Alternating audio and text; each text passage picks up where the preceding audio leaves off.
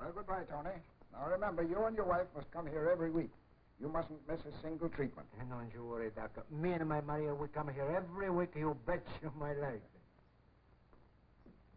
Thank you, Mr. Doctor, for coming to see me so many times. My Tony and me are very glad we have such a good friend who tells us what to do. Oh, that's all right, Mrs. Madroni. Goodbye. Goodbye. Goodbye, Tony. Goodbye, Doctor. And thank you too much. Be sure you come every week. Come in, young man. Oh, Dr. Perkins. Yes? I want to thank you for taking an interest in Tony Madroni and his wife. Oh, don't thank me. The more patients, the better I like it, Dr. Morton. I was the intern on the Madroni case. Oh, yes, Dr. Morton. I'm very glad to meet you. Won't you come in? Have a chair. Thank you. I won't be long. Well, young man, what seems to be your trouble? That's all right. This is Dr. Morton.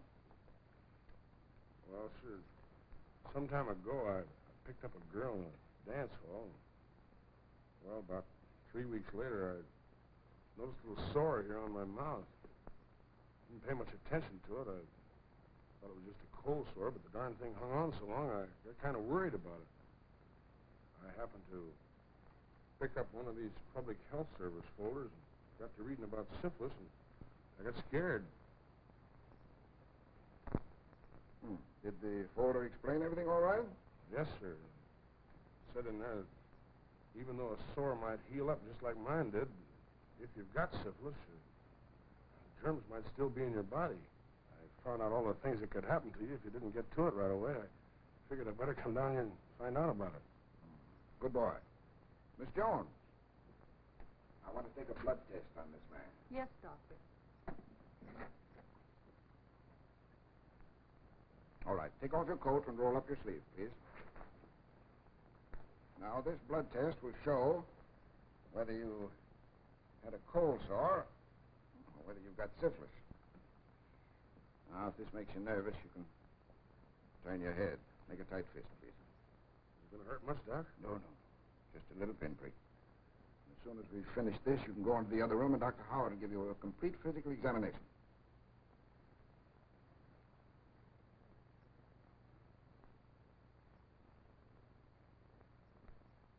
Pretty lucky to have picked up this folder. Sit down. Make yourself comfortable. Thank you. Yes, he was lucky to have picked up that folder. But there are hundreds of thousands of men and women in this country suffering from syphilis who won't pick up a folder. It's a pretty sad state of affairs when we have to depend on luck to whip this syphilis problem. If they could see the truth behind newspaper articles reporting nervous breakdowns, suicides, and deaths from heart failure, they'd find a shocking percentage could be chalked up to late syphilis. Now, I was called as a consultant in this case.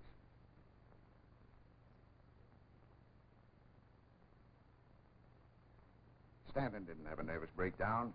He had paralysis. Probably contracted syphilis 15 or 20 years ago. The outward symptoms disappeared, and he thought he was cured. And syphilis began to soften his brain. His business judgment went bad, but by the time he went to pieces, it was too late to save either the public's money or Stanton. And yet he could have been cured if he'd received medical care in time. Surely. If Stanton had had a blood test and proper treatment years ago, we could have prevented that tragedy. Now, here's another problem we run into. Here's a man who began his treatments 10 years ago and took them for a few weeks until the sore cleared up, and he thought he was cured. We couldn't get him back again for the rest of the treatments. It took syphilis 10 years to get him. But 2 months ago, he had a heart attack while he was driving his car. He crashed into a schoolyard and killed 3 children. Syphilis killed them all. Yes, but those men didn't know as much about syphilis as young fellows do today. Well, Morton, I'd like to agree with you, but I can't. Now, here's a typical case. Jerry Anderson. Jerry Anderson, college athlete, good student, intelligent, son of respectable family. Jerry's story began the afternoon of the last football game of the season. He and his teammates had won the game and decided to go out for a little celebration that evening. Remember me? Sure do, buddy. There's 6 of us. More the merrier. Ladies in the parlor. Come on in, fellas.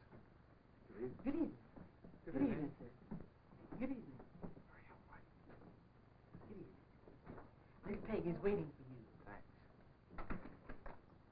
So, Jerry had his celebration.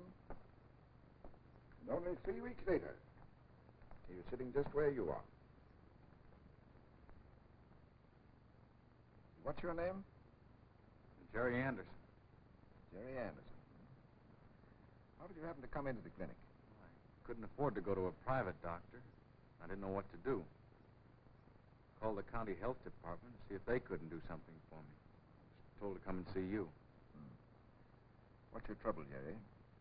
Well, I've got a pretty bad sore down here. Just stretch out on the table over there. We'll have a look at you. Come over here. I want you to see this little corkscrew devil that's causing all your trouble. Look.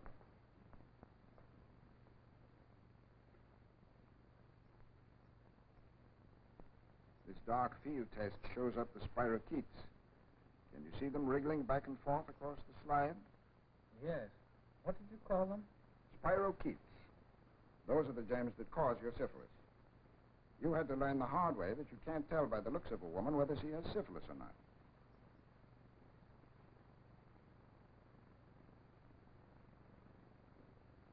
I guess that finishes me.